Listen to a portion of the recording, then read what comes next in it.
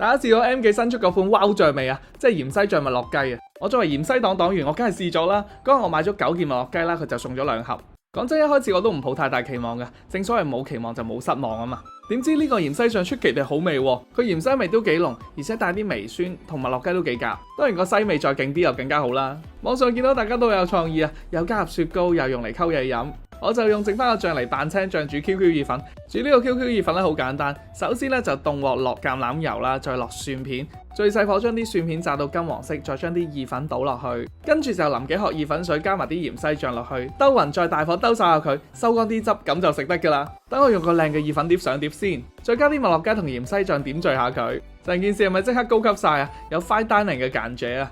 嗱，呢碟麥樂雞芫茜醬 QQ 意粉，你願意俾幾多錢去食先？Well， 襯托翻個氛圍，我都係打翻個煲呔，再慢慢品嚐。呢個芫茜醬同 QQ Spaghetti 真係好 match 同好 delicious 啊 ！Olive oil 同埋加力嘅香氣，令成件事 upgrade 晒。再等我用刀叉食翻件嚟自法國嘅無激素麥樂雞先。咦，咁難切嘅？我唔扮嘢啦，麥樂雞一定用手食㗎。